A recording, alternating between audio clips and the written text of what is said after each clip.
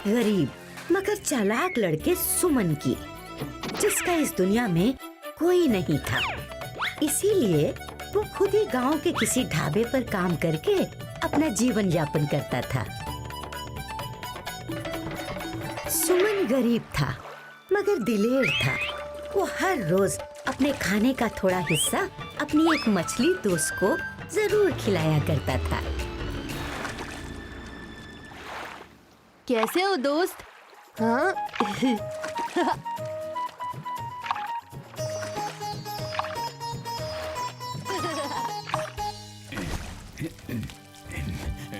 सुमन? ढाबे पर फुर्ती से काम करते हुए एक शातिर ठग चंटू की नजर उस पे पड़ जाती है और वो सुमन को अपने साथ चलने का ऑफर देता है। मुझे करना क्या होगा? बस 40 दिन आराम करना है और खाना पीना है, और 41वें दिन बस थोड़ी देर काम करना होगा, जिसके बदले पूरे 10 स्वर्ण मुद्राएं दूंगा। एक काम से पहले 9 काम के बाद। बताओ कैसी लगी 2 दूनी 4? ऐसा ऑफर सुनकर सुमन की आंखों में चमक आ जाती है और वो तुरंत ढाबे का काम छोड़कर चंटू के साथ चल पड़ता है।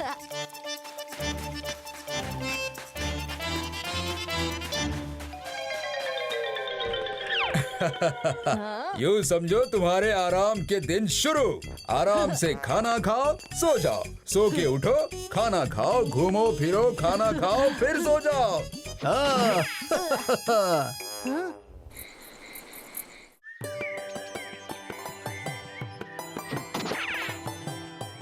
एक दिन पूरा हुआ। हाँ? हाँ?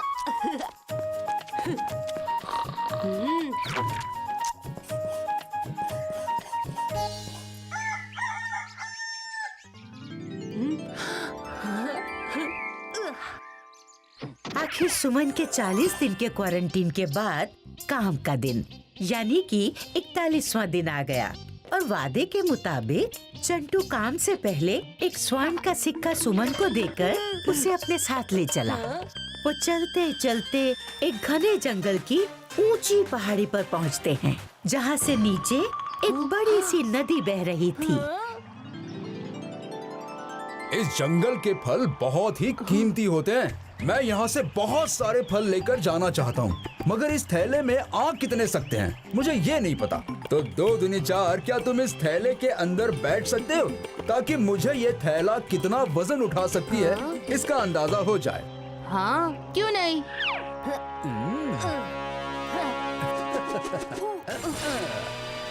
ये क्या कर रहे हो?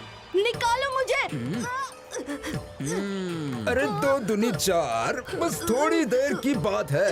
वैसे भी तुम्हें इतने दिन खिलाया पिलाया है, अब तुम मुकर नहीं सकते।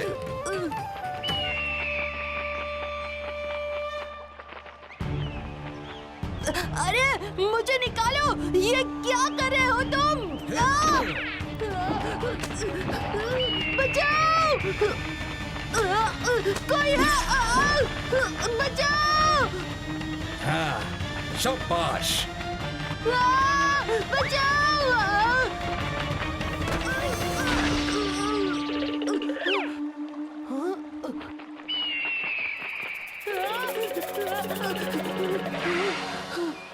काका, मुझे यहाँ से निकालो! डरो मत, बस अपने आस-पास पड़े खजानों में से 2 दूनी 4 हीरे मोती फेंकते जाओ इस पर। खजाना फेंको, फिर रास्ता बताता हूँ।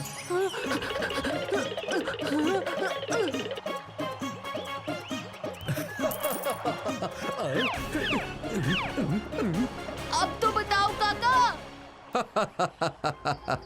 मूर्ख बालक, क्या तुम्हें आसपास नरकंकाल दिखाई नहीं दे रहे? तुमसे पहले भी कई लोग चिल का भोजन बन चुके हैं और अब तुम्हारी बारी है। अरे ये क्या कर रहे हो काका?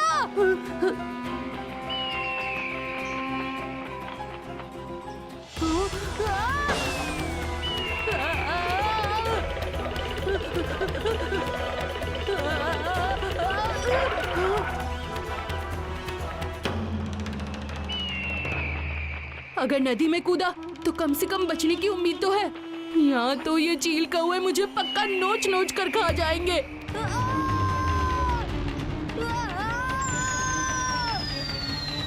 बच्चों, ये वही नदी थी जो उसके गांव तक जाती थी। और कहानी की शुरुआत की मछली तो याद है ना तुम्हें, जिसे सुमन दाना डाला करता था।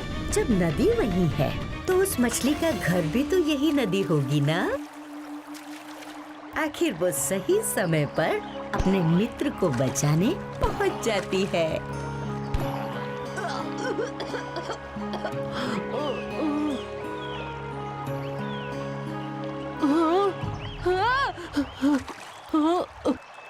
धन्यवाद मित्र, आज मेरे पास तुम्हें देने के लिए कुछ नहीं है।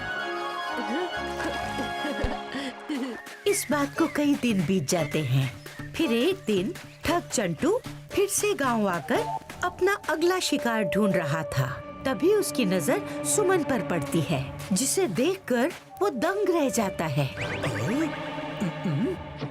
दो दुनी चार, तुम पहाड़ से वापस कैसे लौटे? सुमन था बहुत चालाक। उसने चंटू को फंसाने के लिए एक योजना बनाई। बहुत आसान था। आप जैसे ही मुझे छोड़कर गए, चील से बचते बचते भागते हुए मुझे एक गुफा मिल गई, जो सीधे पहाड़ के नीचे तक आती है। बस उसी में मैं नीचे तक आ गया। अच्छा, फिर तो उस गुफा से मैं पूरा खजाना दो दुनी चार कर सकता हूँ। सुमन बेटा, मुझे माफ कर दे बेटा, मैं तो तेरा काका हूँ। तुमने किसी को उस गुफा का पता बताया तो नहीं ना? अभी तक तो नहीं। शाबाश! तो क्या तुम मुझे उस गुफा का रास्ता बता सकते हो? इसके बदले मैं इतने पैसे दूंगा कि तुम्हारा रहना सहना खाना पीना सब दो दुनी चार हो जाएगा। अच्छा, मगर इस बार आप मुझे धोखा तो नहीं देंगे? नहीं नहीं नहीं, कभी नहीं। इस तरह उनकी बात पक्की हो जाती है और वो फिर से उसी पहाड़ी पर पहुंच जाते हैं। मगर इस बार चंटू खुद थैले लेकर पहाड़ी पर पहुंच जाता है।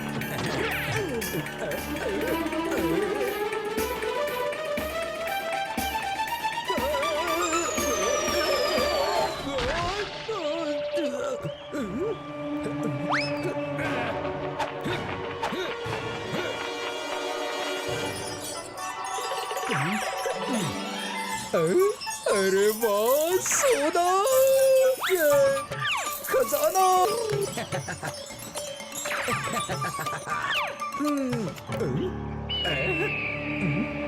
गुफा वाला रास्ता कहाँ है? कहाँ है गुफा का रास्ता? यहाँ तो कोई गुफा दिखाई नहीं दे रही है। कहाँ है गुफा? कौन सी गुफा? कैसी गुफा? अरे ये क्या दो दुनी चार कर रहे हो? तुम्हारी याददाश्त तो नहीं चली गई? ओहो काका, आप तो बहुत भोले निकले। जैसे आपने मुझे और मेरे जैसे कईयों को वहाँ भेजकर चील का भोजन बनाया, मैंने भी कोशिश की और आप फंस गए। वहाँ कोई गुफा नहीं है। क्या तुमने मुझे बेवकूफ बनाया? ये दो दुनी चार के चक्कर में मैं कहाँ फंस गया?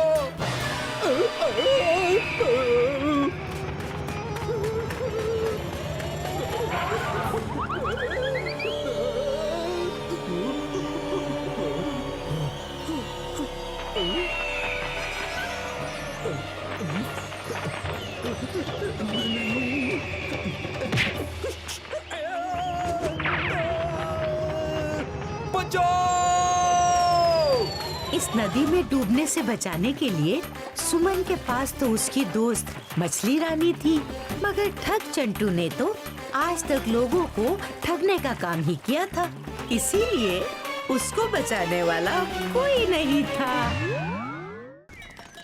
आने वाली दिवाली के लिए लोग मिठाई बना रहे थे, सिर्फ रूपा को छोड़कर।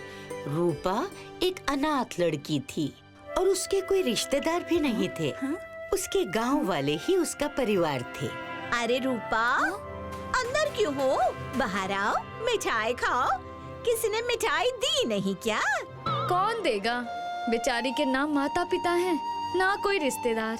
रूपा को भी मालूम नहीं था कि सच में उसका कोई रिश्तेदार है भी या नहीं। मेरे रिश्तेदार है बुआ, और इस दिवाली पर वो मिठाई और उपहार भी लाएंगे। ये तो तू हर त्योहार पर कहती है रूपा, पर हमने तो तुम्हारे किसी रिश्तेदार को कभी नहीं देखा। देखा तो मैंने भी नहीं है, पर वो मेरे दूर के चाचा हैं। इस साल वो जरूर आएंगे।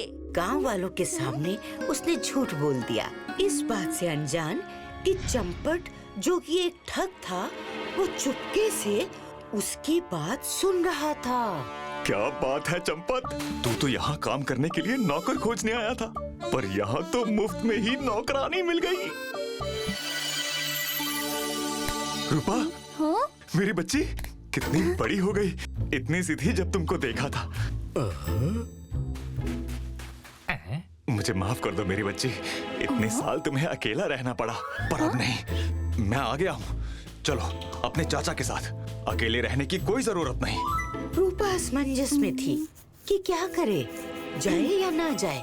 सोच क्या रही हो रूपा? बहुत दुख झेल लिया तुमने, अब जाओ और अपने चाचा के साथ सुखी जीवन गुजारो। ये सच में मेरे चाचा कहाँ से आ गए? पर बातचीत से तो सचमुच मेरे चाचा ही लगते हैं। रूपा का झूठ पकड़ा ना जाए, इसलिए वो चंपट के साथ चलने के लिए तैयार हो गई।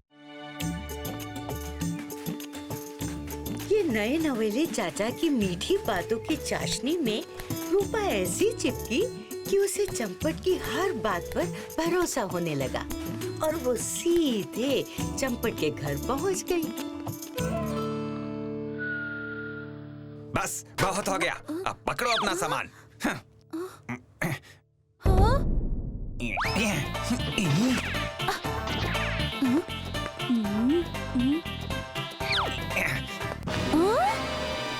कौन हो तुम? चंपट, तुम्हारा नकली चाचा, मेरी बेवकूफ बच्ची। अब तुम यहीं रहोगी और घर का सारा काम भी करोगी। भागने के बारे में सोचना भी मत। चलो काम पर लग जाओ, और हाँ, मेरी माँ का ख्याल रखना, वो देख सुन नहीं सकती। ये सब देख रूपा को समझ में आ गया कि उससे बहुत बड़ी गलती हो गई है, एक अनजान इंसान पर भरोसा करके। लेकिन रूपा एक बहादुर लड़की थी, उसने वहाँ से भागने की ठान ली और एक प्लान बनाया। सफर में चलते चलते मेरी चाल बेचाल हो गई। थोड़ा आराम तो करने दो ना, फिर तो काम ही करना है।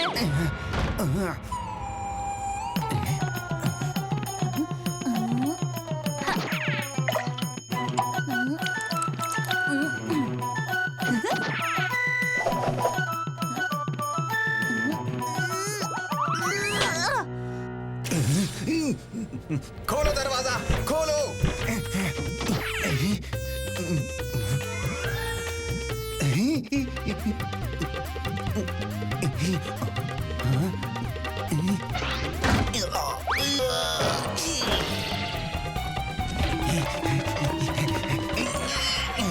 अरे ये गई तो कहाँ गई? आपने एक बच्ची को देखा है, मेरी भतीजी, वो गोरी सी लंबे बाल वाली? नहीं।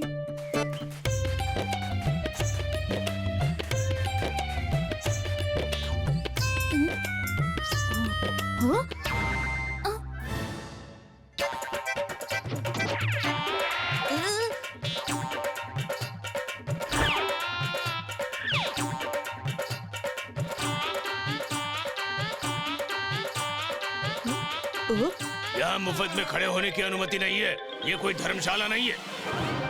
कोई काम चाहिए तो बोलो। हाँ, काम चाहिए।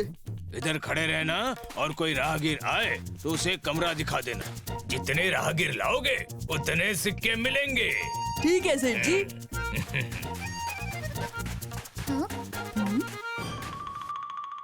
चंपत चाचा, सबक सीखने के लिए तैयार हो जाओ।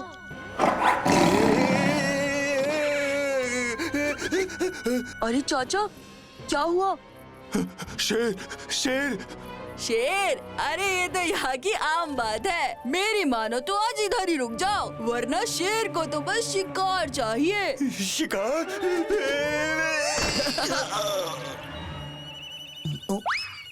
हाँ, सही कहा। शेर का शिकार होने से तो अच्छा रात इधर ही रुक जाओ। कोई ढंग का कमरा मिलेगा क्या? हाँ हाँ, आओ मेरे साथ। ये रहा आपका कमरा, आराम से सो जाओ। अरे रे रे, एक बात बताना तो भूल ही गया। पीछे के कब्रिस्तान से रात को कभी कभी भूत टहलते हुए इधर आ जाते हैं। पर आप डरना नहीं, वो बस दिखते डरावने हैं, डराते बिल्कुल नहीं है। क्या भूत?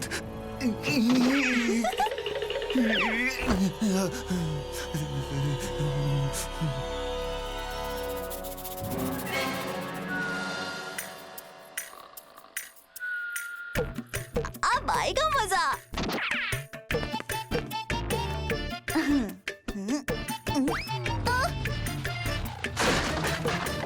भूत भूत भूत!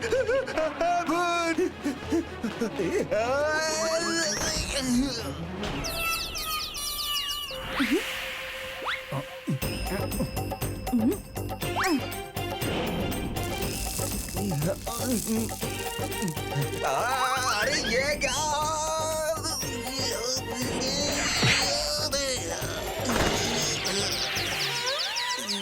मुझे बेवकूफ बनाया था ना, अब चखाऊंगी तुम्हें मजा।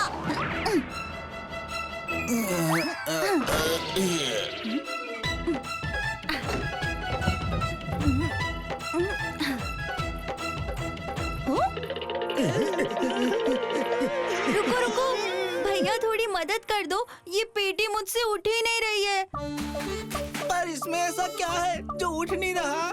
क्या बताऊं, मुझे एक शादी में जाना है। शादी के सारे जेवर और कपड़े इसी पेटी में हैं। अगर समय पर नहीं पहुंची तो सब गड़बड़ हो जाएगी। भाई मूंगी, चोर धर्म निभाने का समय आ गया है। इसे छोड़ दिया तो हम चोर कहलाने के लायक नहीं रहेंगे। सही कहा भाई चुंगी। हाँ हाँ, क्यों नहीं, बस थोड़ा पानी पिला दो। हाँ हाँ, अभी लाती हूँ। रूपा पानी लेने अंदर जाती है। इधर मूंगी चुंगी पेटी को तुरंत उठाते हैं और वहाँ से भागते हैं। रूपा बाहर आती है और हंसती है। तभी पीछे से लालचंद और बालचंद आते हैं। बहन, हम दो चोरों का पीछा कर रहे हैं, कहीं इधर तो नहीं आए? हाँ हाँ, उधर गए हैं। देखो ना, मेरा बक्सा भी ले गए। ये चोर भी ना। क्या? पकड़ो उन्हें।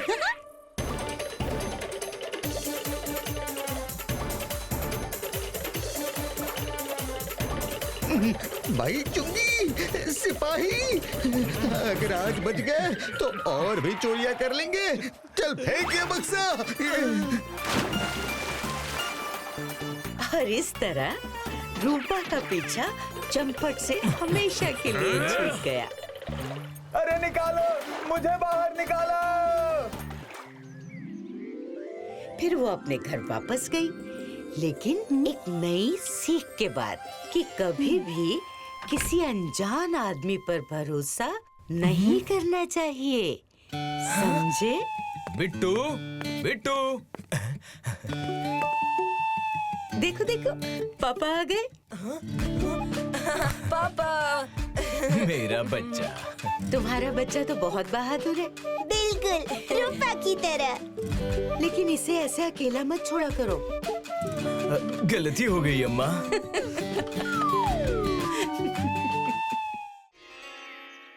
एक बार विजयनगर में रहने वाला बब्बन ऐसा बीमार हुआ कि उसके इलाज में घर के काफी सारे सिक्के खर्च हो गए।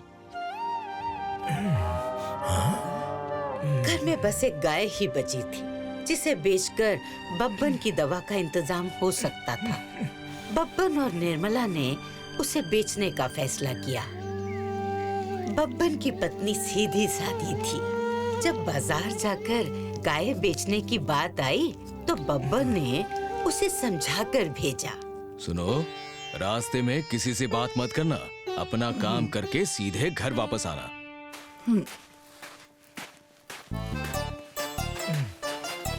नमस्ते काकी। अरे, काकी ने नमस्ते का जवाब ही नहीं दिया, बड़ी अजीब बात है।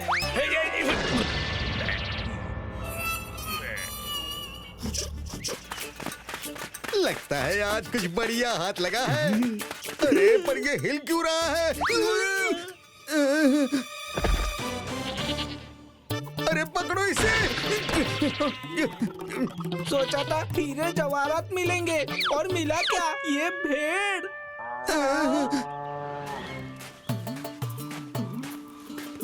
अब देखो इस भेड़ को मैं कैसे गाय बनाता हूँ। निर्मला के पास गाय थी तो मूंगी के पास भी उसे लेने की योजना थी।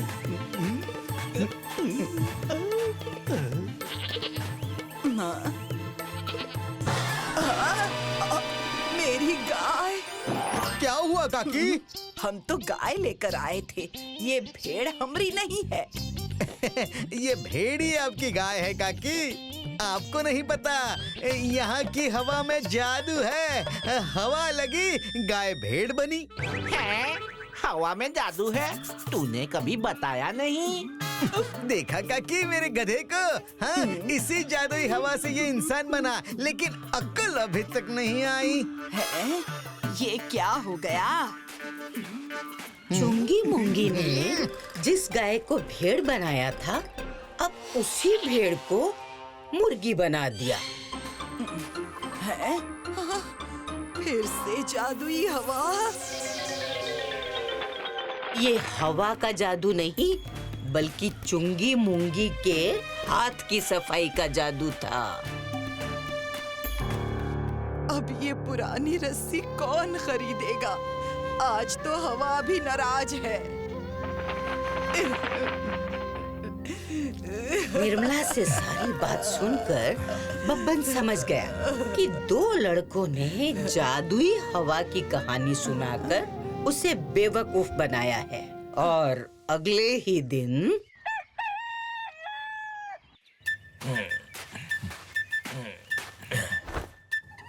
है? ले आए मंगलू भैया के खरगोश। पर ये तुम्हारी योजना पूरी कर पाएंगे? देखना कहीं और नुकसान ना हो जाए। देखती जा निर्मला, बस तुझे याद है ना क्या करना है? हाँ हाँ बिल्कुल याद है। कल तो बैठे बैठे अच्छी आमदनी हो गई। यहाँ चुंगी और मुंगी नहीं जानते थे कि आज उनके पैरों तले की जमीन खिसकने वाली है। अरे अरे धीरे बेटा धीरे।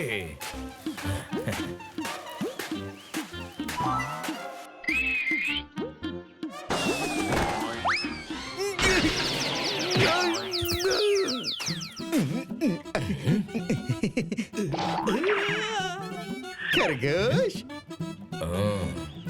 ये जरूर वो ही दोनों हैं जिनके बारे में निर्मला ने बताया था। अरे काका कितना प्यारा खरगोश है। कहाँ ले जा रहे हैं इसे?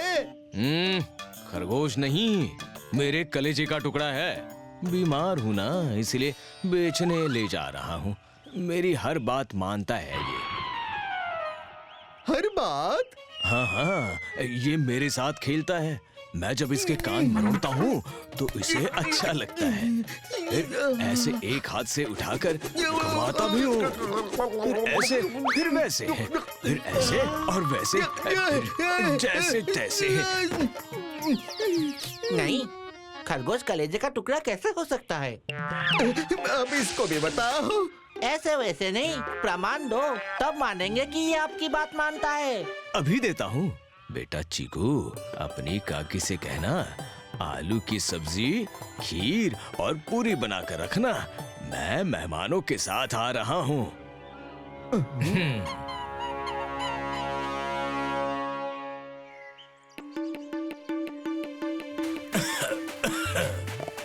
अरे सुनती हो, हम आ गए। हाँ हाँ चीकू ने बता दिया था। मैंने आलू की सब्जी, पूरी और खीर बना दी है। अरे सच में ये खरगोश तो होशियार निकला।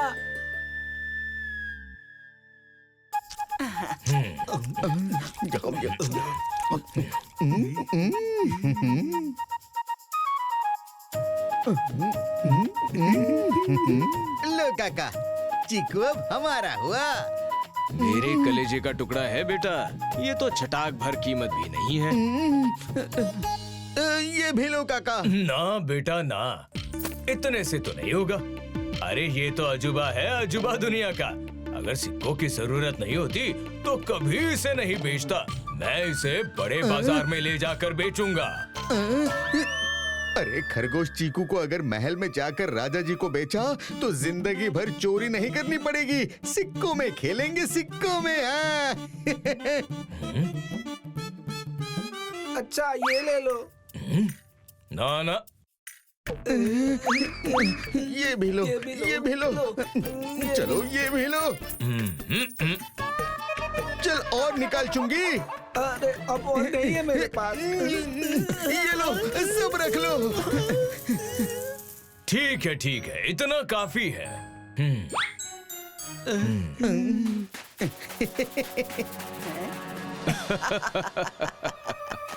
अपनी सारी कमाई इस खरगोश पे लगा दी। तुझसे तो ज्यादा ही अकल है इसमें। हिसाब का पक्का हूँ और सिक्कों का भी। देख, जो सिक्के गए हैं वो वापस कैसे आते हैं। चीकू, जाकर काका से बोल, अगर एक पहर में वो पैसे लेकर नहीं आए तो फिर हम आएंगे और सब लूट कर ले जाएंगे।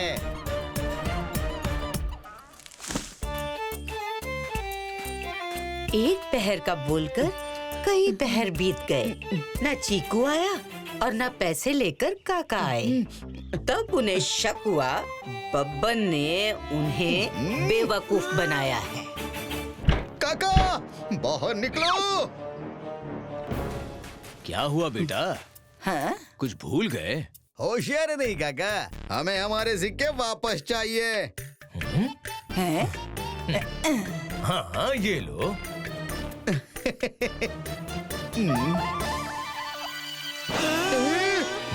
ये तो पत्थर है। सिक्के ही तो थे। लगता है जादुई हवा से पत्थर बन गए। ऐसी कोई जादुई हवा होती है क्या? होती है ना, जैसे जादुई हवा से गाय भेड़ बन जाती हैं। और भेड़ मुर्गी। अरे ये तो वही गाय वाली काकी है जिसको हमने लूटा था। सिपाही ज्यादा दूर नहीं गए होंगे, बुलाऊं क्या? हमको बेवकूफ बनाया। चलो, अब हमें थोड़ा आराम करने दो। हमारे सिक्के। If you like this video, subscribe to our channel Murthy Media.